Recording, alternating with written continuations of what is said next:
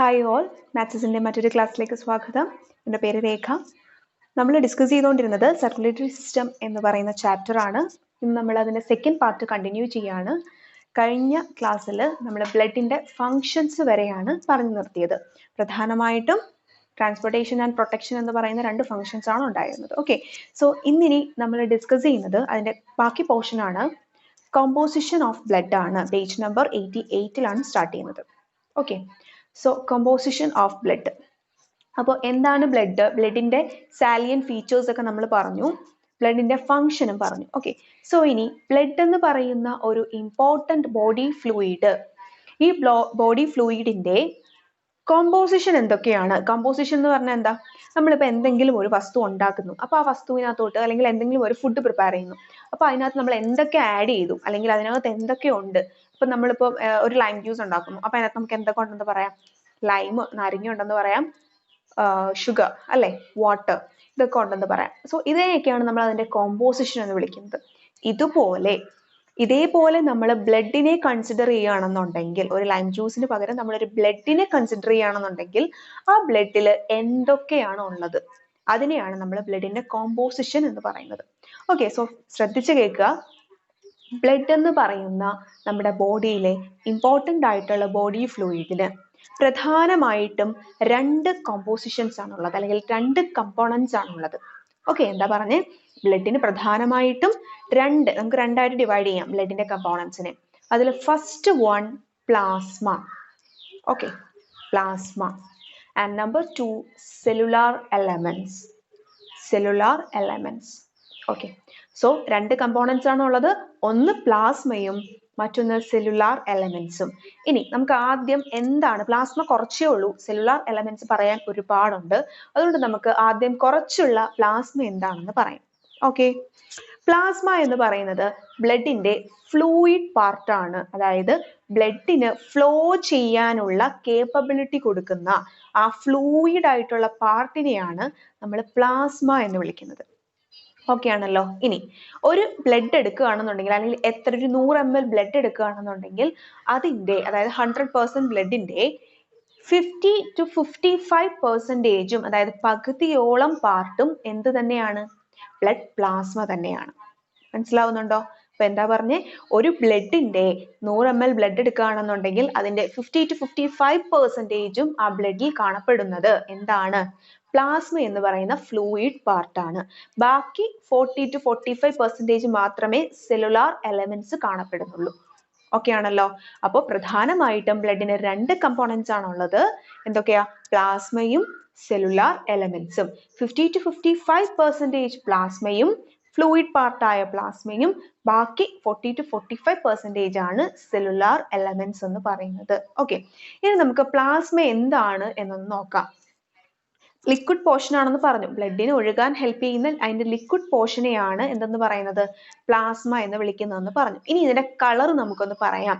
അപ്പൊ നമ്മൾ പെട്ടെന്ന് ചിന്തിക്കും, ബ്ലഡിന് റെഡ് കളർ അല്ലേ, അപ്പൊ പ്ലാസ്മയ്ക്കും റെഡ് കളർ ആയിരിക്കില്ലേ? അല്ല, പ്ലാസ്മ എന്ന് പറയുന്നത് ഒരു ലൈറ്റ് യെല്ലോ കളേർഡ് ആണ്, ഒരു ചെറിയ യെല്ലോയിഷ് കളേർഡ് ആണ് പ്ലാസ്മ.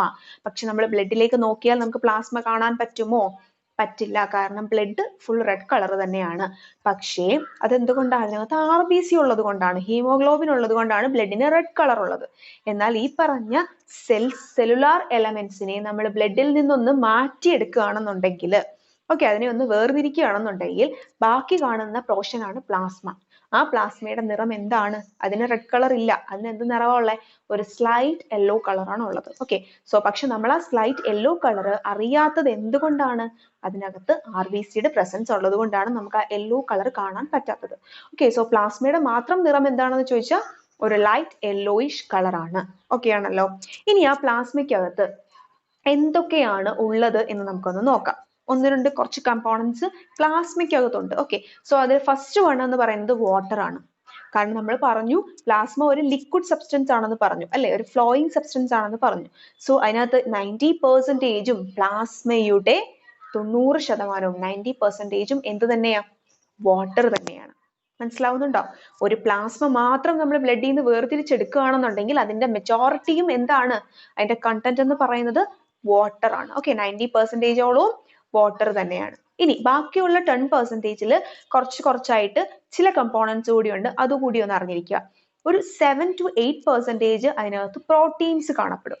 പ്ലാസ്മയിൽ പ്രോട്ടീൻസ് കാണപ്പെടും. അതുകൂടാതെ ഇനോർഗാനിക് ആയിട്ടുള്ള സോൾട്സ് കാണപ്പെടും. പിന്നെ മറ്റു ചില സബ്സ്റ്റൻസുകളൂടെ കാണപ്പെടും. മറ്റ് സബ്സ്റ്റൻസുകൾ എന്ന് പറയുമ്പോൾ ഫോർ എക്സാമ്പിൾ സോഡിയം ക്ലോറൈഡ്, നമുക്കറിയാം NaCl, sodium chloride, sodium bicarbonate തുടങ്ങിയ ചില കോമ്പൗണ്ടുകളും കൂടി പ്ലാസ്മയിൽ കാണപ്പെടും.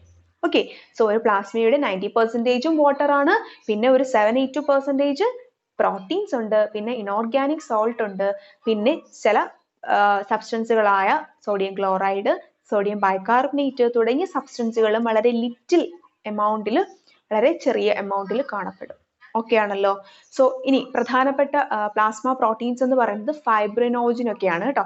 ഫൈബ്രിനോജൻ ഒക്കെ നമ്മുടെ വേറെ ഫങ്ഷൻസ് ഉണ്ട്, ബ്ലഡ് ക്ലോട്ടിങ്ങിന് ചെയ്യുന്ന ഫങ്ഷൻസ് ഒക്കെ ഉണ്ട്. സോ ഇതൊക്കെ പ്ലാസ്മയിൽ കാണപ്പെടുന്ന പ്രോട്ടീനുകളാണ്. ഓക്കെ, സോ ഇത്രയുമാണ് എന്ത് പറയുന്ന പ്ലാസ്മയുടെ ഒരു കമ്പോണന്റ് എന്ന് പറയുന്നത്. ഓക്കെ, ഇനി ഒരു കാര്യം കൂടി പറയാം. എന്താണ് സെറം? നമ്മൾ കേട്ടിട്ടുണ്ടാവാം, ഹോസ്പിറ്റലുകളിലൊക്കെ പോകുമ്പോൾ ചിലപ്പോൾ നമ്മളടുത്ത് സെറം ടെസ്റ്റ് ചെയ്യാനൊക്കെ പറയും. ബ്ലഡ് സെറം എന്നൊക്കെ കേട്ടിട്ടില്ലേ, ബ്ലഡ് സെറം. സോ ഈ സെറം എന്താണെന്ന് ചോദിച്ചാൽ, the plasma from which the protein fibrinogen has been removed. അതായത് ഞാൻ പറഞ്ഞു, പ്ലാസ്മ എന്ന് പറയുന്നതിനകത്ത് ഒരു 8%ഓളം, 7 to 8%ഓളം പ്രോട്ടീൻ കാണപ്പെടും. ആ പ്രോട്ടീൻ ഭാഗത്തെ അല്ലെങ്കിൽ അതിലൊരു പ്രോട്ടീനാണ് ഫൈബ്രിനോജൻ എന്ന് പറയുന്നത്. ആ ഫൈബ്രിനോജൻ എന്ന് പറയുന്ന പ്രോട്ടീൻ ഭാഗത്തെ പ്ലാസ്മയിൽ നിന്ന് മാറ്റി നിർത്തിയാൽ ബാക്കിയുള്ള പ്ലാസ്മയെ നമ്മൾ വിളിക്കുന്നതാണ് സെറം എന്ന് വിളിക്കുന്നത്.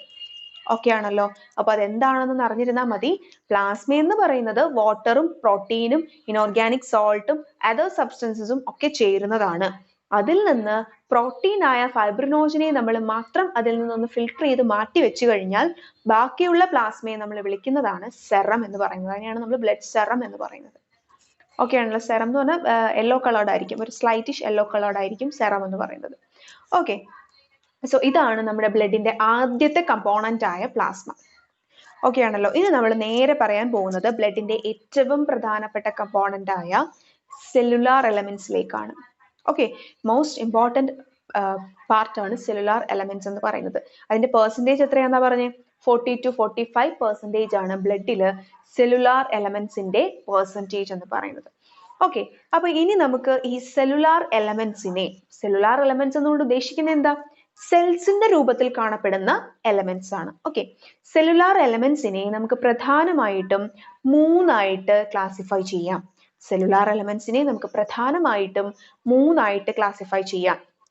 ഒരെണ്ണം നമുക്ക് അറിയാം, നമ്മൾ ഇന്നലെ പറഞ്ഞതാ, RBC red blood cells, WBC white blood cells and finally platelets.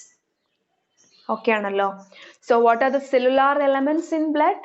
RBC, WBC and platelets. Okay, RBCയെ നമുക്ക് എന്ത് വിളിക്കാം? റെഡ് ബ്ലഡ് സെൽസ് എന്ന് വിളിക്കാം. അല്ലെങ്കിൽ RBCക്ക് മറ്റൊരു പേരുണ്ട്, erythrocytes. Okay, erythro means red colour ആണ്, എറിത്രോസൈറ്റ്സ്. ഓക്കെ, അപ്പൊ RBC red blood cells or erythrocytes. Number 2, WBC white blood cells. Okay, white blood cells, അല്ലെങ്കിൽ നമുക്ക് അതിനെ വിളിക്കുന്ന മറ്റൊരു പേരാണ് ലൂക്കോസൈറ്റ്സ് എന്ന് വിളിക്കും, leukocytes. And the third one, blood platelets. Blood platelets, അല്ലെങ്കിൽ നമ്മൾ അതിനെ വിളിക്കുന്ന മറ്റൊരു പേരാണ് ത്രോംബോസൈറ്റ്സ് എന്ന് പറയുന്നത്. ഓക്കെ, അപ്പൊ എളുപ്പത്തിൽ പറഞ്ഞാൽ എറിത്രോസൈറ്റ്സ്, ലൂക്കോസൈറ്റ്സ്, ത്രോംബോസൈറ്റ്സ്, ഇത്തരത്തിലുള്ള 3 ബ്ലഡ് സെല്ലുലാർ എലമെന്റ്സ് ആണ് നമുക്കുള്ളത്. ഓക്കെ, സോ നമുക്ക് അതിൽ ഓരോന്നും എന്താണെന്ന് നോക്കാം. നിങ്ങളുടെ പേജ് നമ്പർ 88-ൽ ഈ പറഞ്ഞ ഇത്രയും സ്ട്രക്ചേഴ്സിന്റെയും ഈ പറഞ്ഞ ഇത്രയും ഫിഗേഴ്സും കൊടുത്തിട്ടുണ്ട്. RBC നമുക്ക് അതിൽ കാണാൻ സാധിക്കുന്നുണ്ട്, റെഡ് കളേർഡ് ആയിട്ട് കാണുന്നുണ്ട്. വൈറ്റ് ബ്ലഡ് സെൽസ് കാണപ്പെടുന്നുണ്ട്. വൈറ്റ് ബ്ലഡ് സെൽസിനകത്ത് പല പേരൊക്കെ കൊടുത്തിട്ടുണ്ട്. സോ അത് തന്നെയാണ് WBC പല സെൽസ് ആയിട്ടാണ് കാണപ്പെടുന്നത്. മനസ്സിലായോ? RBC എന്ന് പറഞ്ഞാൽ ഒറ്റ സെല്ലേ ഉള്ളൂ, എല്ലാം റെഡ് കളറിൽ അങ്ങനെ തന്നെ ഇരിക്കുക, ബൈകോൺകേവ് ഷേപ്പ് ആയിട്ട് ഇങ്ങനെ കുഴിഞ്ഞിരിക്കുകയാണ്. ബൈകോൺകേവ് എന്ന് പറഞ്ഞാൽ നടുക്ക് കോൺകേവ്, കുഴിഞ്ഞിരിക്കും, അറ്റത്തെല്ലാം ഭയങ്കര തിക്കായിട്ടിരിക്കും, അതാണ് ബൈകോൺകേവ്. ഓക്കെ, ബൈകോൺകേവ് ആയിട്ടിരിക്കുക. പക്ഷെ വൈറ്റ് ബ്ലഡ് സെൽസിലേക്ക് നിങ്ങൾക്ക് നോക്കിയാൽ കാണാൻ സാധിക്കും 5 സെൽസ് നിങ്ങൾക്ക് അവിടെ കാണാൻ പറ്റും. 5 ടൈപ്പ് സെൽസ് ആണ്. ഓക്കെ, അതിന്റെ പേരെന്തൊക്കെയാണെന്ന് നമുക്കിനി അങ്ങോട്ട് പഠിക്കാനുണ്ട്, അപ്പൊ നമുക്ക് പറയാം. ഓക്കെ, സോ നമ്മൾ ആദ്യം നോക്കുന്നത് RBC യെ കുറിച്ചാണ്, അല്ലെങ്കിൽ റെഡ് ബ്ലഡ് സെൽസിനെ കുറിച്ചാണ്. മറ്റൊരു പേര് എറിത്രോസൈറ്റ്സ്. ഓക്കെ ആണല്ലോ. സോ RBCയുടെ സ്ട്രക്ചർ തന്നെയാണ് നമ്മൾ ആദ്യം പറയാൻ പോകുന്നത്. ഓൾറെഡി നമ്മൾ പറഞ്ഞു എന്താണ് ബൈകോൺകേവ് ഷേപ്ഡ് സ്ട്രക്ചേഴ്സ് ആണ് RBC എന്ന് പറയുന്നത്. RBCs are minute biconscave disc-like structures. Disc പോലെ ഇരിക്കുന്ന എന്നാൽ അതിന്റെ സെൻട്രൽ പാർട്ടിൽ ഇങ്ങനെ കോൺകേവ് ആയിട്ട് ഇത്തിരി ഒന്ന് കുഴിഞ്ഞിരിക്കുന്ന സ്ട്രക്ചറുകളെയാണ്, എന്നാൽ അതിന്റെ പെരിഫറി എന്ന് പറഞ്ഞാൽ ഈ അഗ്രഭാഗം, അറ്റത്തുള്ള ഭാഗം, പെരിഫറി കുറച്ച് തിക്കായിട്ടിരിക്കുന്ന ഉള്ളിൽ കുഴിഞ്ഞിരിക്കുന്ന സെല്ലുകളാണ് നമ്മുടെ RBCs എന്ന് പറയുന്നത്. സോ നമുക്ക് അതിനെ എങ്ങനെ ഡിഫൈൻ ചെയ്യാം? RBCs are minute biconscave like disc-like structures. Okay, biconscave disc-like structures and flat in the center. Center portion എന്താ ഭയങ്കര ഫ്ലാറ്റ് ആയിട്ടിരിക്കും, എന്നാൽ അതിന്റെ പെരിഫറി എങ്ങനെയായിരിക്കും? തിക്ക് ആയിട്ടിരിക്കും, ഭയങ്കര റൗണ്ടഡ് ആയിട്ടിരിക്കും. തിക്ക് ആൻഡ് റൗണ്ടഡ് പെരിഫറി ആയിരിക്കും, നടുക്ക് പക്ഷെ സെന്റർ ഫ്ലാറ്റ് ആയിരിക്കും. സോ ഇത്തരത്തിലുള്ള സെൽസ് ആണ് RBC. സോ RBCയുടെ ഷേപ്പ് നമ്മൾ പഠിച്ചു കഴിഞ്ഞു. ബൈകോൺകേവ് ആണ്, ഡിസ്ക് ലൈക്ക് ആണ്, ഫ്ലാറ്റ് സെന്റർ ആണ്, പെരിഫറി തിക്കൻ ആൻഡ് റൗണ്ടഡ് ആണ്. എളുപ്പമാണല്ലോ. RBCയുടെ ഷേപ്പ് പഠിച്ചല്ലോ. ഓക്കെ, ഇനി നമ്മൾ പറയുന്നത് RBCs എന്ന് പറയുന്നത് അല്ലെങ്കിൽ റെഡ് ബ്ലഡ് സെൽസ് എന്ന് പറയുന്നത് വെരി സ്മോൾ സ്ട്രക്ചേഴ്സ് ആണ്. ഓക്കെ, നമ്മൾ കാണും ഇത്രയും വലുപ്പത്തിൽ കാണിക്കുന്നെങ്കിലും വളരെ കുഞ്ഞു സെൽസ് ആണ് RBCs എന്ന് പറയുന്നത്. ഓക്കെ, ഇനി നമ്മൾ പറയുന്നത് RBC എന്തുകൊണ്ടാണ്, അല്ലെങ്കിൽ റെഡ് ബ്ലഡ് സെൽസിന് എന്തുകൊണ്ടാണ് ഇത്തരത്തിലുള്ള ഒരു ഷേപ്പ്? ബാക്കി സെല്ലുകളെ പോലെ അല്ല, ഒരു ബൈകോൺകേവ് ആയിട്ടാണ് RBC കാണപ്പെടുന്നത്. എന്തിനു വേണ്ടിയാണ് എന്ന് ചോദിച്ചാൽ കൂടുതൽ ഹീമോഗ്ലോബിനെ ക്യാരി ചെയ്യാൻ വേണ്ടി. So that they can carry more oxygen. മനസ്സിലാവുന്നുണ്ടോ? നമ്മൾ പറഞ്ഞു RBCയിലുള്ള ഹീമോഗ്ലോബിൻ എന്ന് പറയുന്ന പിഗ്മെന്റ് ആണ് ബ്ലഡില് ഓക്സിജനെയും മറ്റ് സബ്സ്റ്റൻസ് ആയ കാർബൺ ഡൈ ഓക്സൈഡിനെയും ട്രാൻസ്പോർട്ട് ചെയ്യാൻ സഹായിക്കുന്നത്. അപ്പൊ കൂടുതലായിട്ട് ഓക്സിജനെ ക്യാരി ചെയ്യാൻ വേണ്ടിയിട്ട്, ഓക്കെ മനസ്സിലാവുന്നുണ്ടോ? കൂടുതൽ ഓക്സിജനെ RBC ക്യാരി ചെയ്യാൻ വേണ്ടിയിട്ട് അവയ്ക്കൊരു സർഫസ് ഏരിയ കൂട്ടിയെടുക്കാൻ, ലാർജ് സർഫസ് ഏരിയ ആക്കാൻ വേണ്ടിയിട്ടാണ് ഇവയുടെ ഈ സ്ട്രക്ചർ ഇങ്ങനെ വന്നിരിക്കുന്നത്. ബൈകോൺകേവ് സ്ട്രക്ചർ ആയിട്ട് വന്നിരിക്കുന്നത് എന്തിനു വേണ്ടിയിട്ടാണ്? To carry efficiently oxygen. ഓക്സിജനെ കുറച്ചുകൂടി എഫിഷ്യന്റ് ആയിട്ട് ക്യാരി ചെയ്യാൻ വേണ്ടിയിട്ടാണ്. By increasing surface area, surface area കൂട്ടിക്കൊണ്ട് ഓക്സിജനെ ഈസിലി ക്യാരി ചെയ്യാൻ വേണ്ടിയിട്ടാണ് ഇത്തരത്തിലുള്ള ഒരു സ്ട്രക്ചർ RBCക്ക് ഉള്ളത്. ഓക്കെ, ഇനി നമ്മൾ പറയുന്നത് മറ്റൊരു കാര്യം, RBC സ്മോൾ ആണെന്ന് പറഞ്ഞു. എന്തുകൊണ്ടാണ് RBC ഇത്രയും സ്മോൾ ലൈക്ക് സ്ട്രക്ചേഴ്സ് ആവുന്നത്? ബിക്കോസ് RBCക്ക് വെയിൻസിലൂടെയും ആർട്ടറീസിലൂടെയും മാത്രം ഫ്ലോ ചെയ്താൽ പോരാ, കാപ്പിലറീസിലൂടെയും RBCക്ക് ഫ്ലോ ചെയ്യണം. മനസ്സിലാവുന്നുണ്ടോ? വെയിൻസും ആർട്ടറീസും കാപ്പിലറീസും 3 ബ്ലഡ് വെസലല്ലേ നമ്മുടെ ബോഡിയിൽ ഉണ്ടെന്ന് നമ്മൾ പറഞ്ഞത്. അപ്പോൾ വെയിൻസിലൂടെയും ആർട്ടറീസിലൂടെയും, അതായത് അത് രണ്ടും വലിയ ബ്ലഡ് വെസലാണ്, അതിലൂടെ മാത്രം പോയാൽ പോരാ, മൈന്യൂട്ട് ബ്ലഡ് വെസലായ കാപ്പിലറീസിലൂടെയും മറ്റ് ഓർഗൻസിലേക്ക് എത്തണമെന്നുണ്ടെങ്കിൽ RBC കമ്പാരിറ്റീവ്ലി സ്മോൾ ആയിരിക്കണം. ഓക്കെ, സോ ഇത്രയുമാണ് നമ്മൾ RBCയുടെ കാര്യങ്ങൾ പറയുന്നത്. ഇനി RBCയുടെ ഒരു അളവും കൂടി നമുക്ക് പറയാം. അതായത് ഒരു ഹ്യൂമൻ അഡൾട്ട് മെയിലില് ഒരു അഡൾട്ട് മെയിലില് RBCയുടെ എണ്ണം എന്ന് പറയുന്നത് 5 മില്യൺ ആണ് പെർ ക്യൂബിക് മില്ലിമീറ്റർ. ഒരു ക്യൂബിക് മില്ലിമീറ്റർ എടുത്തു കഴിഞ്ഞാൽ അതിനകത്ത് എത്രയുണ്ട്? 5 മില്യൺ RBCs ഉണ്ട്. അപ്പൊ മനസ്സിലാവുന്നുണ്ടോ? കുഞ്ഞൊരു സ്പേസിൽ പോലും സെൽസ് ചെറുതും ബൈകോൺകേവും ആയതുകൊണ്ടാണ് അത്രയും RBCസിനെ ഉൾക്കൊള്ളാൻ എന്താ ചെയ്യുന്നത്, അത്രയും RBCസിനെ എന്താ പറയാ വഹിക്കാൻ കഴിയുന്നത് അത്രയും കുഞ്ഞു സെൽസ് ആയതുകൊണ്ടാണ്. ഓക്കെ, എന്നാൽ ഫീമെയിൽസിൽ അതിന്റെ എണ്ണം എന്ന് പറയുന്നത് 4.5 മില്യൺ ആണ്. Okay, 5 million in male and 4.5 million in female. Adult ആണ് കേട്ടോ, അഡൾട്ട് ആയിട്ടുള്ള മെയിൽസിലും ഫീമെയിൽസിലും ആണ്. ഓക്കെ, സോ ഇനി നമ്മൾ പറയുന്നത് ഹീമോഗ്ലോബിനെ കുറിച്ചിട്ടാണ്. ഹീമോഗ്ലോബിൻ നമ്മൾ പറഞ്ഞു റെസ്പിറേറ്ററി പിഗ്മെന്റ് ആണ് ഹീമോഗ്ലോബിൻ എന്ന് പറഞ്ഞു. ബ്ലഡിന് അല്ലെങ്കിൽ RBCക്ക് റെഡ് കളർ കൊടുക്കുന്ന പിഗ്മെന്റ് ആണ് ഹീമോഗ്ലോബിൻ എന്ന് നമ്മൾ പറഞ്ഞു. ഹീമോഗ്ലോബിൻ ഉള്ളത് കൊണ്ട് തന്നെയാണ് ബ്ലഡിന് ഇത്ര എഫക്റ്റീവ് ആയിട്ട്, RBCക്ക് ഇത്ര എഫക്റ്റീവ് ആയിട്ട് ഓക്സിജനെ ക്യാരി ചെയ്യാൻ പറ്റുന്നത്. അത് നമ്മൾ പറഞ്ഞതാണ്. എങ്ങനെയാ ഓക്സിജനെ ബ്ലഡ് ക്യാരി ചെയ്യുന്നത്? By binding with haemoglobin. അതായത് ഓക്സിജൻ ഹീമോഗ്ലോബിനുമായിട്ട് കയറി ബൈൻഡ് ചെയ്ത് ഓക്സി ഹീമോഗ്ലോബിൻ എന്ന് പറയുന്ന കോമ്പൗണ്ട് ഫോം ചെയ്യും. തിരിച്ചു സെൽസിലാണെങ്കിൽ കാർബൺ ഡൈ ഓക്സൈഡ് ഹീമോഗ്ലോബിനുമായിട്ട് കയറി ബൈൻഡ് ചെയ്ത് കാർബമിനോ ഹീമോഗ്ലോബിൻ ഉണ്ടാകും. സോ ഇങ്ങനെയാണ് ഹീമോഗ്ലോബിൻ ഓക്സിജനെയും കാർബൺ ഡൈ ഓക്സൈഡിനെയും അങ്ങോട്ടും ഇങ്ങോട്ടും ട്രാൻസ്പോർട്ട് ചെയ്യുന്നതെന്ന് നമ്മൾ പറഞ്ഞു. ഓക്കെ ആണല്ലോ. സോ ഇനി നമ്മൾ പറയുന്നത് ഹീമോഗ്ലോബിനെ കുറിച്ചിട്ടാണ്. റെസ്പിറേറ്ററി പിഗ്മെന്റ് ആണെന്ന് പറഞ്ഞു. ഈ റെസ്പിറേറ്ററി പിഗ്മെന്റ് ആയ ഹീമോഗ്ലോബിന് അതിന്റെ പേര് പറയുന്ന പോലെ തന്നെ രണ്ട് പാർട്ട് ഉണ്ട്. ഒന്ന് ഹീമും മറ്റൊന്ന് ഗ്ലോബിനും. രണ്ടും കൂടെ ചേരുന്നതാണ് നമ്മൾ ഹീമോഗ്ലോബിൻ എന്ന് പറയുന്നത്. ഓക്കെ, അപ്പൊ ഹീമോഗ്ലോബിന് രണ്ട് പാർട്ടാണുള്ളത്. ഒരെണ്ണം ഹീമും മറ്റൊന്ന് ഗ്ലോബിനും. ഹീം എന്ന് പറയുന്നത് ഹീമോഗ്ലോബിന്റെ അയൺ കണ്ടെയ്നിങ് പാർട്ടാണ്. ഓക്കെ, ഹീമോഗ്ലോബിന് ആവശ്യമായിട്ടുള്ള ഒരു എലമെന്റ് ആണ് അയൺ എന്ന് പറയുന്നത്. അപ്പോൾ ആ ഹീമോഗ്ലോബിന്റെ അയൺ കാണപ്പെടുന്ന ഭാഗത്തെ നമ്മൾ വിളിക്കുന്നത് ഹീം ഗ്രൂപ്പ് എന്നാണ്. ഇനി ഹീമോഗ്ലോബിന്റെ പ്രോട്ടീൻ കാണപ്പെടുന്ന ഭാഗത്തെ നമ്മൾ വിളിക്കുന്നത് ഗ്ലോബിൻ ചെയിൻ എന്നാണ്, ഗ്ലോബിൻ എന്നാണ്. അപ്പോൾ ഒരു അയൺ കണ്ടന്റും ഒരു പ്രോട്ടീനും കൂടി ചേരുന്നതാണ് ഹീമോഗ്ലോബിൻ എന്ന് പറയുന്നത്. ഓക്കെ, സോ അതുകൊണ്ടാണ് നമ്മൾ അയൺ കണ്ടൈൻഡ് ആയിട്ടുള്ള ഫുഡ് ധാരാളം കഴിക്കണം എന്ന് പറയുന്നത്. കാരണം നമ്മുടെ ബോഡിയിൽ അയണിന്റെ എമൗണ്ട് കുറഞ്ഞാൽ ആരുടെ എമൗണ്ട് കുറയും? ഹീമോഗ്ലോബിന്റെ എമൗണ്ട് കുറയും. ഓക്കെ, ഹീമോഗ്ലോബിന്റെ എമൗണ്ട് കുറയുമ്പോഴാണ് നമുക്ക് അനീമിയ എന്ന് പറയുന്ന അസുഖം വരുന്നത്. നമ്മളടുത്ത് ചിലരൊക്കെ പറയത്തില്ലേ, കണ്ണൊക്കെ ഇങ്ങനെ നോക്കിയിട്ട് പറയത്തില്ലേ, ബ്ലഡ് ഒന്നും ഇല്ല, വെളുത്തിരിക്കുന്നു, എന്തില്ല, ഭയങ്കര വിളർച്ചയാണെന്ന് പറയും, നമുക്ക് അനീമിയ ആണെന്ന് പറയും. അപ്പൊ എന്ത് ചെയ്യാൻ പറയും? നമ്മുടെ അടുത്ത് ഇലക്കറികളൊക്കെ ധാരാളമായിട്ട് ലീഫി വെജിറ്റബിൾസ് ഒക്കെ കൂടുതൽ കഴിക്കാൻ പറയും. കാരണം അത് അതിനകത്തൊക്കെ അയൺ കണ്ടന്റ് കൂടുതലുണ്ട്. സോ അയൺ എന്തിനാവശ്യമാണ്? ഹീമോഗ്ലോബിന്റെ പ്രൊഡക്ഷന് ആവശ്യമാണ്. സോ നമുക്ക് നമ്മുടെ ബോഡിയിൽ ഹീമോഗ്ലോബിൻ കുറയുമ്പോൾ നമ്മൾ എന്ത് കഴിക്കണം? അയൺ ടോണിക്സ് ഒക്കെ നമുക്ക് കഴിക്കാൻ തരത്തില്ലേ? അയൺ കണ്ടെയ്നിങ് ആയിട്ടുള്ള ഫുഡ് നമ്മൾ കഴിക്കണം. ഓക്കെ, സോ അയൺ എന്ന് പറയുന്നത് ഹീമോഗ്ലോബിന്റെ ഒരു ഇമ്പോർട്ടന്റ് പാർട്ട് ആണ്. അതിനെയാണ് നമ്മൾ ഹീം ഗ്രൂപ്പ് എന്ന് വിളിക്കുന്നത്. പ്രോട്ടീൻ പാർട്ടിനെയാണ് ഗ്ലോബിൻ എന്ന് പറയുന്നത്. ഓക്കെ, സോ ഇത് രണ്ടും കൂടെ ചേരുന്നതാണ് ഹീമോഗ്ലോബിൻ എന്ന് പറയുന്നത്. ഓക്കെ ആണല്ലോ. സോ ഇനി നമ്മൾ പറയുന്നത് ഹീമോഗ്ലോബിന് ഓക്സിജനെയും ക്യാരി ചെയ്യാം, കാർബൺ ഡൈ ഓക്സൈഡിനെയും ക്യാരി ചെയ്യാമെന്ന് നമ്മൾ പറഞ്ഞു. ഓക്കെ, സോ ഇനി മറ്റൊരു കാര്യം പറയാം. അതായത് ഈ ഹീമോഗ്ലോബിന് ഒരു പ്രത്യേകതയുണ്ട്. ഹീമോഗ്ലോബിന് ഓക്സിജൻ ബൈൻഡിങ് കപ്പാസിറ്റിയെക്കാളും, അതായത് ഒരു ഹീമോഗ്ലോബിന് ഓക്സിജനെ ബൈൻഡ് ചെയ്യുന്നതിനേക്കാളും കൂടുതൽ അഫിനിറ്റി ഉള്ളത് കാർബൺ മോണോക്സൈഡിനെ ബൈൻഡ് ചെയ്യാനാണ്. കാർബൺ മോണോക്സൈഡ് എന്ന് പറഞ്ഞാൽ എന്താ? CO എന്ന് നമ്മൾ എഴുതും. ഒരു 2 കൂടെ വരുമ്പോൾ അത് കാർബൺ ഡൈ ഓക്സൈഡ് ആയി. പക്ഷെ 2 ഓക്സിജൻ ഇല്ലാതെ ഒരു ഓക്സിജൻ മാത്രം എഴുതുവാണെന്നുണ്ടെങ്കിൽ അത് കാർബൺ മോണോക്സൈഡ് ആയി മാറി. കാർബൺ മോണോക്സൈഡ് എന്ന് പറയുന്നത് ഒരു പോയിസണസ് ആയിട്ടുള്ള ഗ്യാസ് ആണ്. മനസ്സിലാവുന്നുണ്ട്? അതായത് ചില വെഹിക്കിൾസ് ഒക്കെ ബേൺ ചെയ്യുമ്പോൾ, പുക പുറത്തേക്ക് വരുമ്പോൾ, അല്ലെങ്കിൽ ഒരാൾ സ്മോക്ക് ചെയ്യുന്ന ടൈമിലൊക്കെ പുറത്തേക്ക് പോകുന്നത് കാർബൺ മോണോക്സൈഡ് എന്ന് പറയുന്ന ഒരു പോയിസണസ് ഗ്യാസ് ആണ്. ഓക്കെ, ഈ പോയിസണസ് ഗ്യാസ് നമ്മൾ ബ്രീത്ത് ചെയ്യുകയാണെന്നുണ്ടെങ്കിൽ അത് നമുക്ക് ഒരുപാട് ഹെൽത്ത് പ്രോബ്ലംസ് ഉണ്ടാക്കും.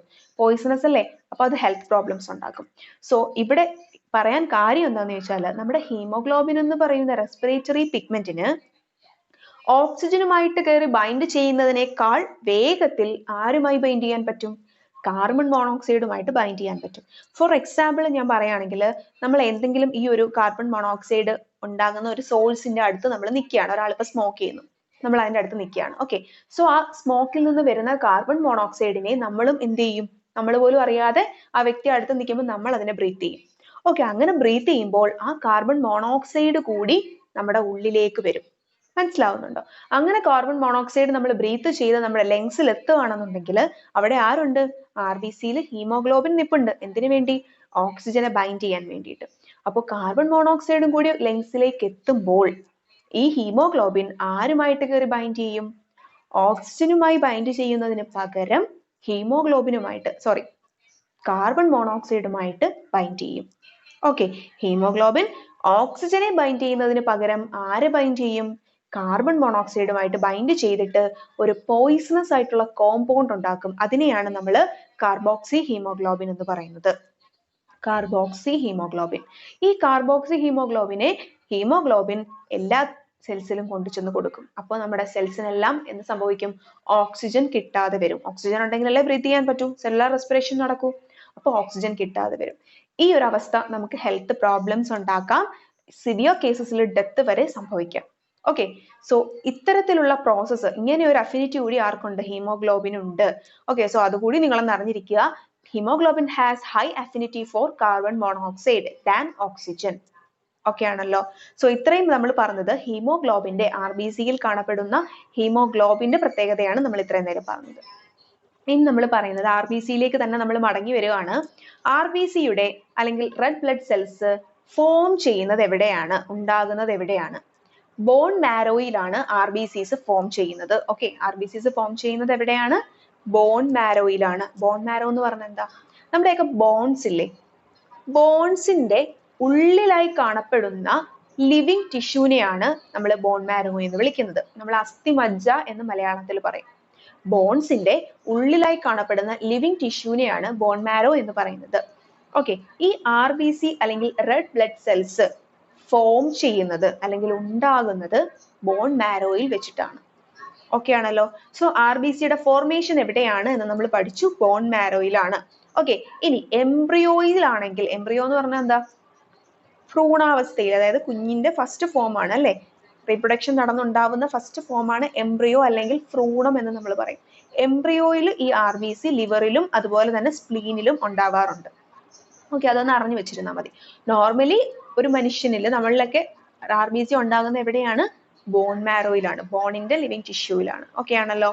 ഇനി ഒരു മെച്യൂർ ആയിട്ടുള്ള RBC 120 ഡേയ്സ് കഴിയുമ്പോൾ, 120 ദിവസം കഴിയുമ്പോൾ അത് തനിയെ ഡിസ്ട്രോയിഡ് ആയിട്ട് പോകും. എന്ന് പറഞ്ഞാൽ the life span of RBC, ഒരു RBCയുടെ ആയുസ്, നമുക്കൊക്കെ ലൈഫ് സ്പാൻ ഉണ്ടല്ലേ, നമ്മുടെയൊക്കെ ലൈഫ് സ്പാൻ എത്രയാ? നമുക്ക് വേണമെങ്കിൽ 70 വയസ്സെന്ന് പറയാം, 75 വയസ്സെന്ന് പറയാം, 65 വയസ്സെന്ന് പറയാം അല്ലെ. അതുപോലെ ഒരു RBCക്കും എന്തുണ്ട്? ആയുസുണ്ട്, ലൈഫ് സ്പാൻ ഉണ്ട്. അവരുടെ ലൈഫ് സ്പാൻ എന്ന് പറയുന്നത് വെറും 120 ഡേയ്സ് ആണ്. 120 ദിവസം കഴിയുമ്പോൾ നമ്മുടെ ബോഡിയിലെ ഉണ്ടായ RBC നശിച്ചു പോകും. അപ്പൊ നിങ്ങൾക്ക് ചോദിക്കാം അല്ലെ, ബ്ലഡ് ഫുൾ നശിച്ചു പോവുമോ? ഇല്ല. എങ്ങനെയാ? ഉണ്ടായ RBC മാത്രം 120 ഡേയ്സ് കഴിയുമ്പോൾ നശിച്ചു പോകും. അപ്പൊ വീണ്ടും പുതിയ RBCs ഉണ്ടാവും. ഓരോ 120 ഡേയ്സ് കഴിയും തോറും പുതിയ പുതിയ RBCs നമ്മുടെ ബോൺ മാരോയിൽ ഉണ്ടായിക്കൊണ്ടിരിക്കും. ഓക്കെ, സോ RBCയുടെ ലൈഫ് സ്പാൻ എന്ന് പറയുന്നത് 120 ദിവസമാണ്, അല്ലെങ്കിൽ 120 ഡേയ്സ് ആണ്. ഓക്കെ ആണല്ലോ. ഈ RBCs ഡിസ്ട്രോയിഡ് ആവുന്നത് സ്പ്ലീനിലും ലിവറിലും ഒക്കെ വെച്ചിട്ടായിരിക്കും. നമ്മുടെ ലിവർ, കരളിലും അതുപോലെ സ്പ്ലീൻ, സ്റ്റൊമക്കിന്റെ ഭാഗത്ത് കാണപ്പെടുന്ന ഒരു ഓർഗൻ ആണ്. അവിടെയൊക്കെ വെച്ചിട്ടാണ് ഈ പഴയ അല്ലെങ്കിൽ 120 ദിവസമായ RBCs ഡിസ്ട്രോയിഡ് ആകുന്നത്. മനസ്സിലായോ? അപ്പൊ RBC ഫോം ചെയ്യുന്നത് ബോൺ മാരോയിലും ഡിസ്ട്രോയിഡ് ആകുന്നത് എവിടെയൊക്കെയാണ്? ലിവറിലും സ്പ്ലീനിലും, പിന്നെ അറ്റ് ദ സെയിം ചെറിയതായിട്ട് ബോൺ മാരോയിലും തന്നെ ഡിസ്ട്രോയിഡ് ആവുകയും ചെയ്യും. ഓക്കെ ആണല്ലോ. സോ എവിടെ ഫോം ചെയ്യുന്നു, അതിന്റെ ലൈഫ് സ്പാൻ എത്രയാണ്, എവിടെ ഡിസ്ട്രോയിഡ് ആവുന്നു, ഇത്രയും കാര്യങ്ങളൊക്കെ ആണല്ലോ. ഇനി നമ്മൾ RBCയെ കുറിച്ച് പറയുന്ന ഒന്ന് രണ്ട് കാര്യങ്ങളിലൂടെ നമുക്ക് നോക്കാം. അതായത് നമ്മുടെ ബോഡിയുടെ മറ്റ് സെല്ലുകളെ വെച്ച് കമ്പയർ ചെയ്യുമ്പോൾ RBCക്ക് ചില പ്രത്യേകതകളുണ്ട്. RBCക്ക് ന്യൂക്ലിയസ് ഇല്ല. നമ്മുടെ എല്ലാ സെൽസിനും എന്തുണ്ട്? അതിന്റെ കൺട്രോളിംഗ് പോയിന്റ് ആയി ന്യൂക്ലിയസ് ഉണ്ട്. പക്ഷെ RBCക്ക് എന്തില്ല? RBCക്ക് ന്യൂക്ലിയസ് ഇല്ല, ഡിവോയിഡ് ഓഫ് ന്യൂക്ലിയസ് ആണ്. ഇനി RBCക്ക് മൈറ്റോകോൺട്രിയ ഇല്ല. ഓക്കെ, എല്ലാ സെൽസിലും കാണപ്പെടുന്ന ഒരു ഇമ്പോർട്ടന്റ് സെൽ ഓർഗനൽ ആണ് മൈറ്റോകോൺട്രിയ എന്ന് പറയുന്നത്. മൈറ്റോകോൺട്രിയയിലാണ് സെല്ലുലാർ റെസ്പിറേഷൻ നടക്കുന്നത്. ഓക്കെ, അപ്പം RBCക്ക് എന്തില്ല? മൈറ്റോകോൺട്രിയ ഇല്ല. മൈറ്റോകോൺട്രിയ ഇല്ലാത്തത് കൊണ്ട് തന്നെ RBCക്ക് സെല്ലുലാർ റെസ്പിറേഷൻ നടക്കില്ല. മനസ്സിലായോ? എല്ലാ സെൽസിനും റെസ്പയർ ചെയ്യണം, പക്ഷെ RBC സ്വയം എന്ത് ചെയ്യില്ല? റെസ്പയർ ചെയ്യത്തില്ല. അതുകൊണ്ട് തന്നെ അവയ്ക്ക് ഓക്സിജന്റെ ആവശ്യമില്ല. മനസ്സിലാവുന്നുണ്ടോ? RBCക്ക് സ്വയം ഓക്സിജന്റെ ആവശ്യമില്ല. അതുകൊണ്ട് അവര് ലങ്സിൽ നിന്നും എടുക്കുന്ന ഓക്സിജനെ പൂർണ്ണമായിട്ടും ബാക്കിയുള്ള സെൽസിൽ കൊണ്ടുപോയി കൊടുക്കും. അവർ സ്വയം ഓക്സിജനെ കൺസ്യൂം ചെയ്യില്ല. മനസ്സിലാവുന്നുണ്ടോ? ഓക്കെ, അപ്പൊ RBCക്ക് ന്യൂക്ലിയസ് ഇല്ല. ന്യൂക്ലിയസ് ഇല്ലാത്തത് കൊണ്ടാണ് അവയ്ക്ക് ഇങ്ങനെ ബൈകോൺകേവ് ആയിട്ടുള്ള ഒരു ബൈകോൺകേവ് ഷേപ്പ് ഉള്ളത്. എന്തുകൊണ്ടാണ്? ന്യൂക്ലിയസ് ഇല്ലാത്തത് കൊണ്ടാണ്. പിന്നെ അതിന് മൈറ്റോകോൺട്രിയ ഇല്ല. ഇനി ഒരു പോയിന്റ് കൂടി ഉണ്ട്, എൻഡോപ്ലാസ്മിക് റെറ്റിക്കുലവും ഇല്ല. എൻഡോപ്ലാസ്മിക് റെറ്റിക്കുലം എന്ന് പറയുന്നത് ഒരു സെല്ലിന്റെ സ്കെൽട്ടൺ എന്നാണ് നമ്മൾ എൻഡോപ്ലാസ്മിക് റെറ്റിക്കുലത്തെ വിളിക്കുന്നത്. അതായത് ഒരു സെല്ലിന് കറക്റ്റ് ആയിട്ട് ആ ഷേപ്പ് കൊടുക്കുന്നത് എൻഡോപ്ലാസ്മിക് റെറ്റിക്കുലമാണ്. അപ്പോൾ RBCക്ക് എൻഡോപ്ലാസ്മിക് റെറ്റിക്കുലം ഇല്ലാത്തത് കൊണ്ട്, ഒരു സെൽ ഓർഗനൽ ആണ് എൻഡോപ്ലാസ്മിക് റെറ്റിക്കുലം. RBCക്ക് എൻഡോപ്ലാസ്മിക് റെറ്റിക്കുലം ഇല്ലാത്തത് കൊണ്ട് അതിന് ഇങ്ങനെ ബൈകോൺകേവ് ആയിട്ട് അല്ലെങ്കിൽ ഭയങ്കരമായിട്ട് ഇങ്ങനെ ട്വിസ്റ്റഡ്, എന്താ പറയുക, ഒരുപാട് ഒട്ടിയിരിക്കാൻ അതിനെ സഹായിക്കും. ആ സൈസ് വളരെ കുറയ്ക്കാൻ അതിനെ സഹായിക്കും. അങ്ങനെ സൈസ് കുറയുന്നത് കൊണ്ടാണ് അതിന് കാപ്പിലറീസിലൂടെയൊക്കെ പെട്ടെന്ന് ഫ്ലോ ചെയ്യാൻ പറ്റുന്നത്. ഓക്കെ ആണല്ലോ. സോ ഇത് മൂന്നും RBCയുടെ പ്രത്യേകതകളാണ്. ഓക്കെ, നിങ്ങൾ നന്നായിട്ട് ടെക്സ്റ്റ് വായിക്കുക കേട്ടോ. ഇനി നമ്മൾ പറയുന്നത് WBCസിനെ കുറിച്ചിട്ടാണ്, വൈറ്റ് ബ്ലഡ് സെൽസിനെ കുറിച്ചിട്ടാണ്. വൈറ്റ് ബ്ലഡ് സെൽസ് എന്ന് പറയുന്നത് റെഡ് കളേർഡ് അല്ല, ദാറ്റ് ഈസ് കളർലെസ് ആണ്. ഓക്കെ, കളർലെസ് ആണ് കാരണം അതിനകത്ത് വൈറ്റ് ബ്ലഡ് സെൽസിൽ എന്തില്ല? ഹീമോഗ്ലോബിൻ ഇല്ല. ഹീമോഗ്ലോബിൻ ഇല്ലാത്ത സെല്ലുകളാണ് വൈറ്റ് ബ്ലഡ് സെൽസ്. ഹീമോഗ്ലോബിൻ ഉള്ള സെല്ലുകളാണ് റെഡ് ബ്ലഡ് സെൽസ്. മനസ്സിലായല്ലോ? അപ്പൊ WBCയിൽ ഹീമോഗ്ലോബിൻ ഇല്ലാത്തത് കൊണ്ട് തന്നെ അതിന് റെഡ് കളർ ഇല്ല, മറിച്ച് എന്ത് കളറാ? കളർലെസ് ആയിരിക്കും. ഓക്കെ, കളർലെസ് ആയിരിക്കും WBCs എന്ന് പറയുന്നത്. ഇനി WBCsന്റെ എണ്ണം എന്ന് പറയുന്നത് 4000 to 8000 ആണ് പെർ മില്ലിമീറ്റർ ക്യൂബ്. മനസ്സിലായോ? എന്നാൽ നമ്മൾ RBCയുടെ കാര്യം എത്രയാ പറഞ്ഞേ? 5 മില്യൺ എന്നാ പറഞ്ഞേ. 5 മില്യൺ മെയിൽസിലും 4.5 മില്യൺ ഫീമെയിൽസിലുമാണ്. അപ്പം ആരുടെ എണ്ണമാണ് കൂടുതൽ നമ്മുടെ ബ്ലഡിൽ? RBCയുടെ എണ്ണമാണ് കൂടുതൽ, WBCയുടെ എണ്ണം കുറവാണ്. ഓക്കെ, സോ WBCയുടെ എണ്ണം കുറയുന്നു. എത്രയാണ്? 4000 to 8000, 4000 മുതൽ 8000 വരെ സെൽസേ പെർ ക്യൂബിക് മില്ലിമീറ്ററിൽ കാണപ്പെടുന്നുള്ളൂ. ഓക്കെ, ഇനി നമ്മൾ പറയുന്നത് WBCയുടെ ആയിട്ട് റിലേറ്റ് ചെയ്തിട്ടുള്ള ഒരു ടേം നമുക്ക് പറയാം, ഡയാപീഡിസിസ്. എന്താണ് ഡയാപീഡിസിസ്? ഓക്കെ, ഡയാപീഡിസിസ് എന്ന് പറഞ്ഞാൽ നിങ്ങൾക്ക് പേജ് നമ്പർ 90ൽ അവിടെ ഒരു ഫിഗർ കാണിച്ചിട്ടുണ്ട്, ഫിഗർ 8.3. ആ ഫിഗറിലേക്ക് ഒന്ന് നോക്കുക. ഒരു ബ്ലഡ് വെസൽ ആണ് കാണിച്ചിരിക്കുന്നത്. ബ്ലഡ് വെസലിന്റെ ഉള്ളില് നിങ്ങൾക്ക് അവിടെ കാണാൻ പറ്റും റെഡ് കളേർഡ് ആയിട്ടുള്ള ഒരു RBCയും കാണുന്നുണ്ട്, വൈറ്റ് കളേർഡ് ആയിട്ടുള്ള ഒരു WBCയും കാണുന്നുണ്ട്. ഈ ബ്ലഡ് വെസലിൽ നിന്നും ആ വൈറ്റ് കളേർഡ് ആയിട്ടുള്ള WBC പുറത്തേക്ക് ഊസ് ഔട്ട് ചെയ്ത് അല്ലെങ്കിൽ പുറത്തേക്ക് പയ്യെ ഇങ്ങനെ ഇറങ്ങുന്ന പ്രോസസ്സിനെയാണ് ഡയാപീഡിസിസ് എന്ന് വിളിക്കുന്നത്. അപ്പോൾ ഡയാപീഡിസിസ് എന്ന് പറഞ്ഞാൽ ഒരു ബ്ലഡ് സെല്ലിൽ നിന്നും WBC പുറത്തേക്ക് ഊസ് ഔട്ട് ചെയ്ത് ഇറങ്ങുന്ന പ്രോസസ്സിനെയാണ് നമ്മൾ ഡയാപീഡിസിസ് എന്ന് പറയുന്നത്. ഓക്കെ, എന്തിനു വേണ്ടിയിട്ടാണെന്ന് ചോദിച്ചാൽ WBCസിന്റെ ഫംഗ്ഷൻ നമ്മുടെ ബോഡിയെ പ്രൊട്ടക്ട് ചെയ്യുക എന്നുള്ളതാണ്. ഓക്കെ, പുറത്തു നിന്നുള്ള ബാക്ടീരിയാസിൽ നിന്നൊക്കെ നമ്മുടെ ബോഡിയെ പ്രൊട്ടക്ട് ചെയ്യുക എന്നുള്ളതാണ്. സോ അതിന്റെ ഒരു മെക്കാനിസം ആയിട്ട് ഒരു ബ്ലഡ് വെസലിൽ നിന്നും WBC പുറത്തേക്ക് ഊസ് ഔട്ട് ചെയ്യുന്ന പ്രോസസ്സിനെയാണ് by using their pseudopodia. Pseudopodia എന്ന് പറഞ്ഞാൽ എന്താ? ഫോൾസ് ആയിട്ടുള്ള സ്ട്രക്ചേഴ്സിനെയാണ് സ്യൂഡോപോഡിയ എന്ന് വിളിക്കുന്നത്. അതായത് പുറത്തേക്ക് ഒരു വിരൽ പോലെ ഇങ്ങനെ നീണ്ടു നിൽക്കുന്ന സ്ട്രക്ചർ ഇല്ലേ, അതിനെയാണ് സ്യൂഡോപോഡിയ എന്ന് വിളിക്കുന്നത്. സോ അത്തരത്തിലുള്ള സ്യൂഡോപോഡിയ ഫോം ചെയ്തുകൊണ്ട് പുറത്തേക്ക് ഇറങ്ങുന്ന പ്രോസസ്സിനെയാണ് ഡയാപീഡിസിസ് എന്ന് വിളിക്കുന്നത്. ഓക്കെ, സോ ആ ടേം എന്താണ് എന്ന് നിങ്ങളൊന്ന് അറിഞ്ഞിരിക്കുക. എന്താണ് ഡയാപീഡിസിസ്? ഓക്കെ, സോ ഇനി നമ്മൾ WBCസിനെ കുറിച്ച് ഡീറ്റെയിൽഡ് ആയിട്ട് പറയുകയാണ്. WBCs നമ്മൾ കഴിഞ്ഞ ഭാഗത്ത് പറഞ്ഞപ്പോൾ 5 ടൈപ്പ് ഉണ്ടെന്ന് പറഞ്ഞു. There are 5 different kinds of WBCs. Okay, അതിലെ 5 കൈൻഡ് WBCs ഉണ്ട്. അതിന് നമുക്ക് 3 എണ്ണത്തിനെ ഒരു പേര് വിളിക്കാം, മറ്റ് 2 എണ്ണത്തിനെ മറ്റൊരു പേര് വിളിക്കാം. അതായത് അതിനെ നമുക്കൊന്ന് ക്ലാസിഫൈ ചെയ്യാം. Okay, so we can classify the 5 types of WBCs into 2. ഏതൊക്കെയാണ്? ഒന്ന് ഗ്രാനുലോസൈറ്റ്സും 2 എഗ് ഗ്രാനുലോസൈറ്റ്സും. ഓക്കെ ആണല്ലോ? സോ WBC അല്ലെങ്കിൽ വൈറ്റ് ബ്ലഡ് സെൽസിനെ നമ്മൾ രണ്ടായിട്ട് ക്ലാസിഫൈ ചെയ്യുന്നു, ഗ്രാനുലോസൈറ്റ്സ് എന്നും എഗ് ഗ്രാനുലോസൈറ്റ്സ് എന്നും. ഗ്രാനുലോസൈറ്റ്സ് എന്ന് പറഞ്ഞാൽ അതിൽ പറയുന്ന പോലെ തന്നെ ആ സെല്ലുകളുടെ പുറത്ത് ചില ഗ്രാന്യൂൾസുകൾ ഉണ്ടാവും. അതായത് നിങ്ങൾക്ക് ആ ടേബിളിലേക്ക് പേജ് നമ്പർ 90യിലുള്ള ടേബിളിലേക്ക് നിങ്ങളൊന്ന് നോക്കുക. ആദ്യം കൊടുത്തിരിക്കുന്ന 3 ഗ്രാനുലോസൈറ്റുകളാണ്. ആ സ്ട്രക്ചേഴ്സ് നോക്കിയാൽ തന്നെ ആ 3 സെൽസിന്റെ ഉള്ളിലും നിങ്ങൾക്ക് ഗ്രാന്യൂളുകൾ കുഞ്ഞു തരി പോലെ കാണാൻ പറ്റുന്നുണ്ട്. ഓക്കെ, ഇനി അടുത്തുള്ള 2 എണ്ണമാണ് എഗ് ഗ്രാനുലോസൈറ്റ്സ്. അവയിൽ നമുക്ക് ഈ പറഞ്ഞ തരികൾ അല്ലെങ്കിൽ ഗ്രാന്യൂൾസ് കാണാൻ സാധിക്കില്ല. ഓക്കെ, ഇനി നമുക്ക് ആ ഗ്രാനുലോസൈറ്റ്സിന്റെ പേര് ഏതൊക്കെയാണെന്ന് പഠിക്കാം. ഈ ടേബിൾ നിങ്ങൾ നന്നായിട്ടൊന്ന് പഠിക്കാം. ഗ്രാനുലോസൈറ്റ്സിന്റെ പേര് എന്തൊക്കെയാണെന്ന് നോക്കാം. First one neutrophil, second one eosinophil, third one basophil. Okay ആണല്ലോ? Neutrophil, ഈസ്നോഫില്, basophil. ഇനി നമുക്ക് ഇതിന്റെ ഓരോന്നിന്റെയും ഫംഗ്ഷൻ എന്താണെന്ന് നോക്കാം. ന്യൂട്രോഫിൽ എന്ന് പറയുന്നത് ആ സെല്ലില് 3 to 4 ലോബ് നിങ്ങൾക്ക് കാണാൻ സാധിക്കും. ലോബ് എന്ന് പറഞ്ഞാൽ എന്താ? ആ സെല്ലിലേക്ക് നോക്കിക്കഴിഞ്ഞാൽ ഇങ്ങനെ ഉണ്ടയായിട്ടിരിക്കുന്ന സ്ട്രക്ചറുകളെയാണ്, ലോബ് പോലെ ഇരിക്കുന്ന സ്ട്രക്ചറുകളെയാണ് നമ്മൾ ലോബ്ഡ് സ്ട്രക്ചേഴ്സ് എന്ന് വിളിക്കുന്നത്. ഓക്കെ, സോ നിങ്ങൾക്ക് ന്യൂട്രോഫിലിൽ എത്ര ലോബ് വരെ കാണാൻ സാധിക്കും? ഇങ്ങനെ 3-4 ലോബ് വരെ കാണാൻ സാധിക്കും. ഓക്കെ ആണല്ലോ?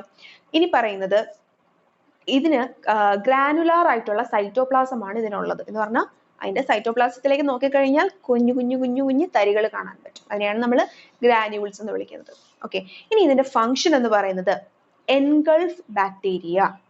അതായത് പുറത്തു നിന്നും നമ്മുടെ ശരീരത്തിലേക്ക്, നമ്മുടെ ബോഡിയിലേക്ക് ഏതെങ്കിലും ബാക്ടീരിയാസ് എൻ്റർ ആവുകയാണെങ്കിൽ അതിനെ വിഴുങ്ങി, എൻഗൾഫ് ചെയ്യുക എന്ന് പറഞ്ഞാൽ വിഴുങ്ങി അതിനെ, അതായത് ആ സെൽസിന്റെ ഉള്ളിലേക്കാക്കി അതിനെ അങ്ങ് നശിപ്പിച്ചു കളയും. ആ ബാക്ടീരിയാസിനെ നശിപ്പിച്ചു കളയും.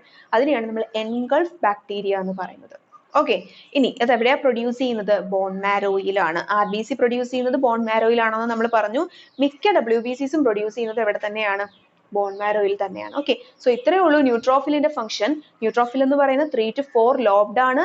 സൈറ്റോപ്ലാസത്തിൽ ഗ്രാന്യൂൾസ് ഉണ്ട്. പിന്നെ അതിനെ സ്റ്റെയിൻ ചെയ്യാൻ വേണ്ടി നമ്മൾ ഉപയോഗിക്കുന്നത് ന്യൂട്രൽ ഡൈസ് ആണ്. അതായത് നമുക്ക് മൈക്രോസ്കോപ്പിൽ നോക്കുന്ന സമയത്ത് അതിനൊരു കളർ വേണം അല്ലെ, അതിനെയാണ് നമ്മൾ സ്റ്റെയിനിങ് എന്ന് പറയുന്നത്. സോ ന്യൂട്രൽ ഡൈസ് ഉപയോഗിച്ചിട്ടാണ് നമ്മൾ അതിനെ കളർ ചെയ്യുന്നത് അല്ലെങ്കിൽ സ്റ്റെയിൻ ചെയ്യുന്നത്. ഫംഗ്ഷൻ എന്താണ്? എൻഗൾഫ് ബാക്ടീരിയ, ബാക്ടീരിയയെ എൻഗൾഫ് ചെയ്യുക എന്നുള്ളതാണ് ഫംഗ്ഷൻ. ഓക്കെ, അടുത്തത് ഈസ്നോഫിൽ ആണ്.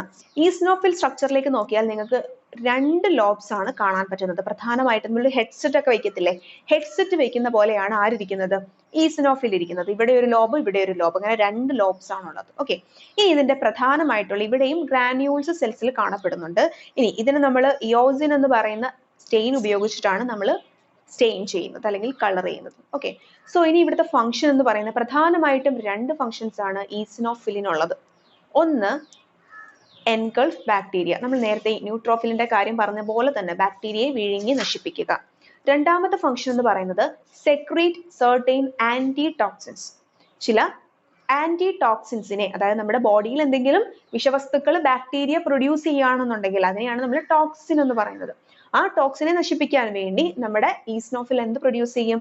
ചില ആന്റി ടോക്സിൻസ് പ്രൊഡ്യൂസ് ചെയ്യും. ഓക്കെ, ടോക്സിനെ ഇല്ലാതാക്കാൻ വേണ്ടി ചില ആന്റി ടോക്സിൻസ് പ്രൊഡ്യൂസ് ചെയ്യും. ഇനി മറ്റൊരു ഫംഗ്ഷൻ ആണ് associated with allergic responses.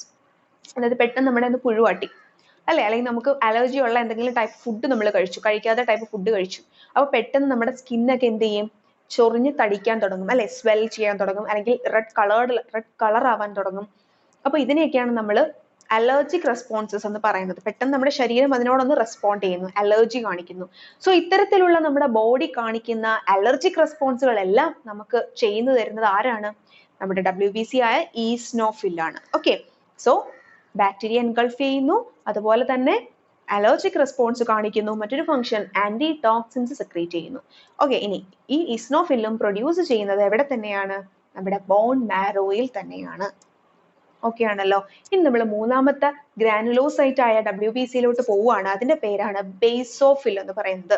Okay, അതിന്റെയൊക്കെ നമ്മുടെ ബോഡിയിലെ അളവ് എത്രയാണെന്ന് അവിടെ കൊടുത്തിട്ടുണ്ട് കേട്ടോ. ന്യൂട്രോഫിൽ 62%, ഈസ്നോഫിൽ 2 to 3%, ബേസോഫിൽ എന്ന് പറയുന്നത് ഏകദേശം ഒരു 0.4% അല്ലെങ്കിൽ 4% ഒക്കെ വരുന്നുണ്ട്. ഈസ്നോഫിലിന്റെ ഫംഗ്ഷൻ നമുക്ക് നോക്കാം. ഈസ്നോഫിലിന് അതിന്റെ ഫീച്ചർ പറയുകയാണെങ്കിൽ ഈസ്നോഫിലിന് ലാർജ് ന്യൂക്ലിയസ് ആണുള്ളത്. ഓക്കെ, ലോബ്സ് ആയിട്ടൊന്നും കാണാനില്ല, ഇൻഡിസ്റ്റിങ്ക്ട്ലി ലോബ്ഡ് ആയിരിക്കും, ഒരു ലാർജ് ന്യൂക്ലിയസ് ആയിരിക്കും കാണപ്പെടുന്നത്. അതുപോലെ തന്നെ ഗ്രാന്യൂൾസ് കാണപ്പെടുന്നുണ്ട്. സ്റ്റെയിൻ ചെയ്യാനായി നമ്മൾ ഉപയോഗിക്കുന്നത് ബേസിക് ഡൈ ആണ്. Example methylene blue. Methylene blue പോലെയുള്ള ബ്ലൂ കളേർഡ് സ്റ്റെയിൻസ് ആണ് ബേസിക് ആയിട്ടുള്ള, അതായത് ആൽക്കലൈൻ നേച്ചർ ഉള്ള സ്റ്റെയിൻ ആണ് നമ്മൾ ഇതിനെ സ്റ്റെയിൻ ചെയ്യാൻ വേണ്ടി ഉപയോഗിക്കുന്നത്. ഒന്നുമില്ല, സ്റ്റെയിൻ ചെയ്യാന്ന് പറഞ്ഞാൽ എന്താ? മൈക്രോസ്കോപ്പിൽ കാണാൻ വേണ്ടി നമ്മൾ കളർ ചെയ്യുന്നു, അത്രേ ഉള്ളൂ. ഓക്കെ, സിമ്പിൾ ആയിട്ട് പഠിക്കുക. ഓക്കെ, എന്ത് വലിയ കാര്യമാണെങ്കിലും നമ്മൾ എങ്ങനെ പഠിക്കണം? വളരെ സിമ്പിൾ ആയിട്ട് മനസ്സിലാക്കി വെക്കുക. ഇനി അതിന്റെ പ്രധാന ഫംഗ്ഷൻ എന്താണെന്ന് നമുക്ക് നോക്കാം. ഈ ബേസോഫിലിന്റെ ഫംഗ്ഷൻ എന്ന് പറയുന്നത് release a chemical called histamine. Histamine എന്ന് പറയുന്ന ഒരു കെമിക്കലിനെ നമ്മുടെ ബോഡിയിലേക്ക് എന്തെങ്കിലും ഒരു എമർജൻസി സിറ്റുവേഷൻ വരുമ്പോൾ റിലീസ് ചെയ്യുക. എപ്പോഴാ? ഈ പറഞ്ഞ WBCs എല്ലാം വർക്ക് ചെയ്യുന്നത് എപ്പോഴാ? നമ്മുടെ ബോഡിയിൽ എന്തെങ്കിലും ഒരു എമർജൻസി സിറ്റുവേഷൻ വരുമ്പോഴാണ്. ഒന്നുകിൽ ഒരു അസുഖം വരുമ്പോൾ, ഒരു ബാക്ടീരിയ വരുമ്പോൾ, അല്ലെങ്കിൽ അലർജിക്ക് കാരണമായ എന്തെങ്കിലും കാരണങ്ങൾ വരുമ്പോൾ. ഓക്കെ, സോ നമ്മുടെ ബോഡിയിലേക്ക് ബേസോഫിൽ എന്താ ചെയ്യുന്നത്? ഒരു കെമിക്കലായ ഹിസ്റ്റാമൈനെ റിലീസ് ചെയ്യുകയാണ്. ഈ ഹിസ്റ്റാമൈൻ നമ്മുടെ ബോഡിയിൽ ഇൻഫ്ലമേഷൻ ഉണ്ടാക്കും. ഇൻഫ്ലമേഷൻ എന്ന് പറഞ്ഞാൽ എന്താ? നമ്മുടെ കൈ കയറി വീങ്ങും, നീര് വരിക എന്നൊക്കെ പറയത്തില്ലേ. സോ ഇൻഫ്ലമേഷൻ ഉണ്ടാക്കും. Okay, inflammation of blood cells. Blood സെൽസിന് എന്ന് പറഞ്ഞാൽ ഇൻഫ്ലമേഷൻ എന്ന് പറഞ്ഞാൽ നമ്മുടെ കൈ വീങ്ങുക എന്ന് പറഞ്ഞതിന്റെ അർത്ഥം എന്താ? അതിനുള്ളിലുള്ള ബ്ലഡ് വെസൽസ് ഡൈലേറ്റ് ആവുക എന്നാണ്, ബ്ലഡ് വെസൽസ് കയറി വീങ്ങുക എന്നാണ്. ഓക്കെ, സോ ഇൻഫ്ലമേഷൻ റെസ്പോൺസ് തരുന്നത് ഏത് WBC ആണ്? ബേസോഫിൽ ആണ്. അലർജിക് റെസ്പോൺസ് തരുന്നത് ഏത് WBC ആണ്? ഈസ്നോഫിൽ ആണ്. ഓക്കെ, ഇൻഫ്ലമേഷൻ തരുന്നത് നമുക്കാണെങ്കിൽ ഇൻഫ്ലമേറ്ററി റെസ്പോൺസ് തരുന്നത് ബേസോഫിൽ ആണ്. ഇതിന്റെയും ഉറവിടം എവിടെ തന്നെയാണ്? ബോൺ മാരോ തന്നെയാണ്. ഓക്കെ ആണല്ലോ. ഇനി നമ്മൾ പറയുന്ന അവസാനമുള്ള 2 നോൺ ഗ്രാനുലാർ ആയിട്ടുള്ള, അതായത് സൈറ്റോപ്ലാസത്തിൽ ഗ്രാന്യൂൾ ഇല്ലാത്ത WBCയെ കുറിച്ചിട്ടാണ്. 2 എണ്ണേ ഉള്ളൂ. ഒന്ന് ലിംഫോസൈറ്റും മറ്റൊന്ന് മോണോസൈറ്റും. ഓക്കെ, ലിംഫോസൈറ്റ് എന്ന് പറയുന്നത് സ്മോളസ്റ്റ് WBC ആണ്. നമ്മുടെ 5 WBCയിലും വെച്ച് ഏറ്റവും ചെറുതാരാന്ന് ചോദിച്ചാൽ ലിംഫോസൈറ്റ് ആണ്. ഓക്കെ ആണല്ലോ. സ്മോളസ്റ്റ് WBC ആണ്. അതിന് ഒരൊറ്റ ന്യൂക്ലിയസേ ഉള്ളൂ, സിംഗിൾ ലാർജ് ന്യൂക്ലിയസ്. ലോബുകളൊന്നും ഇല്ല, ഒരൊറ്റ ന്യൂക്ലിയസ് മാത്രമേ അതിന്റെ സെന്ററിൽ കാണപ്പെടുന്നുള്ളൂ. ഓക്കെ, ഇനി ഇതിന്റെ ഫംഗ്ഷൻ എന്ന് പറഞ്ഞാൽ പ്രൊഡ്യൂസ് ആന്റിബോഡീസ്. നമ്മുടെ ബോഡിയിൽ ആന്റിബോഡിയെ പ്രൊഡ്യൂസ് ചെയ്യുന്നു. അതായത് ബാക്ടീരിയാസിനെയും വൈറസിനെയും ഒക്കെ നശിപ്പിച്ച് കളയാൻ വേണ്ടി ആന്റിബോഡീസിനെ പ്രൊഡ്യൂസ് ചെയ്യുന്നത് ലിംഫോസൈറ്റ്സ് ആണ്. ഓക്കെ ആണല്ലോ. എസ്പെഷ്യലി ബാക്ടീരിയാസിനെ നശിപ്പിച്ച് കളയാൻ വേണ്ടി ആന്റിബോഡീസ് പ്രൊഡ്യൂസ് ചെയ്യുന്നത് ലിംഫോസൈറ്റ്സ് ആണ്. ഇനി ഇത് ഫോം ചെയ്യുന്നത് അല്ലെങ്കിൽ പ്രൊഡ്യൂസ് ചെയ്യുന്നത് ബോൺ മാരോയിലും അതുപോലെ തന്നെ ലിംഫ് ഗ്ലാൻഡുകളിലുമാണ്. നമ്മൾ ആദ്യമേ പറഞ്ഞില്ലേ, ലിംഫ് ഫ്ലൂയിഡ് ഉണ്ടാവുന്ന സ്പ്ലീൻ, ടോൺസിൽസ്, ഇതൊക്കെ എന്താ? ലിംഫ് ഗ്ലാൻഡ്സ് ആണ്. ഈ ലിംഫ് ഗ്ലാൻഡ്സിലും ആരുണ്ടാകാറുണ്ട്? ലിംഫോസൈറ്റ്സ് ഉണ്ടാകാറുണ്ട്. ഓക്കെ, ഫംഗ്ഷൻ എന്താണ്? ആന്റിബോഡീസ് പ്രൊഡ്യൂസ് ചെയ്യുക, ബാക്ടീരിയാസിനൊക്കെ എതിരെ ആന്റിബോഡീസ് പ്രൊഡ്യൂസ് ചെയ്യുക. ഇനി ഏറ്റവും അവസാനത്തെ WBC ആണ് മോണോസൈറ്റ് എന്ന് പറയുന്നത്. മോണോസൈറ്റിന്റെ ന്യൂക്ലിയസ് വളരെ ലാർജ് ആണ്, അതുപോലെ തന്നെ അതിന്റെ ന്യൂക്ലിയസ് കിഡ്നി ഷേപ്ഡുമാണ്. ലാർജ് ആൻഡ് കിഡ്നി ഷേപ്ഡ് ആണ്. ഓക്കെ, ഇനി ഇതിന്റെ ഫംഗ്ഷൻ എന്ന് പറയുന്നത് ഇൻജസ്റ്റ് ജേംസ്. നമ്മുടെ ബോഡിയിൽ പുറത്തുനിന്നും ഉള്ളിലേക്ക് കയറുന്ന ജേംസിനെ ഇൻജസ്റ്റ് ചെയ്ത് നശിപ്പിച്ച് കളയുക എന്ന് പറഞ്ഞാൽ അതിനെ പിഴുങ്ങി അല്ലെങ്കിൽ അതിനെ ഡിസ്ട്രോയ് ചെയ്ത് കളയുക. ഓക്കെ, ഇൻജസ്റ്റ് ചെയ്ത് നശിപ്പിച്ച് കളയുന്ന ജോലിയാണ് ആർക്കുള്ളത്? മോണോസൈറ്റിനുള്ളത്. ഇതിന്റെയും ഫോർമേഷൻ എവിടെ തന്നെയാ? ബോൺ മാരോ തന്നെയാണ്. ഓക്കെ, സോ മിക്ക WBCസിന്റെയും ഫോർമേഷൻ സൈറ്റ് എവിടെ തന്നെയാ? ബോൺ മാരോ തന്നെയാണ്. പക്ഷെ ഓരോന്നിനും ഓരോ ഡിഫറെന്റ് ഫങ്ഷൻസ് ആണ്. ഓക്കെ, സോ ഇത്രയുമാണ് നമ്മുടെ 5 WBCs എന്ന് പറയുന്നത്. ഇനി നമുക്ക് അതിന്റെ ഫങ്ഷൻസും കൂടി പറയാനുള്ളൂ. സോ ഇത്രയുമാണ് ഇമ്പോർട്ടന്റ് ആയിട്ടുള്ള 5 WBCs, വൈറ്റ് ബ്ലഡ് സെൽസ് എന്ന് പറയുന്നത്. വൈറ്റ് ബ്ലഡ് സെൽസിനെ നമുക്ക് രണ്ടായി തിരിക്കാം, ഗ്രാനുലോസൈറ്റ്സും എഗ്രാനുലോസൈറ്റ്സും. 3 ഗ്രാനുലോസൈറ്റ്സ് ആണുള്ളത്, ന്യൂട്രോഫില്, ഈസ്നോഫില്, ബേസോഫില്. 2 എഗ്രാനുലോ അല്ലെങ്കിൽ നോൺ ഗ്രാനുലാർ കേട്ടോ, രണ്ടും പറയാം, ശരിയാണ്. എഗ്രാനുലോസൈറ്റ്സ് അല്ലെങ്കിൽ നോൺ ഗ്രാനുലാർ സെൽസ് ആണുള്ളത്. ഏതൊക്കെയാണ്? ലിംഫോസൈറ്റും മോണോസൈറ്റും. ഓക്കെ, സോ ഈ 5 എണ്ണവും അതിന്റെ ഫങ്ഷൻസും അതിന്റെ സ്ട്രക്ചർ, അതായത് കാണാൻ എങ്ങനെയാണ് എന്നുകൂടി ഒന്ന് നന്നായിട്ട് പഠിച്ചു വെക്കുക. ഓക്കെ ആണല്ലോ. സോ ഇന്ന് പറഞ്ഞ ഇത്രയും മനസ്സിലായി എന്ന് വിചാരിക്കുന്നു. എന്തെങ്കിലും ഡൗട്ട് ഉണ്ടെന്നുണ്ടെങ്കിൽ എന്നെ വിളിച്ച് ചോദിക്കാവുന്നതാണ്. Okay, thank U.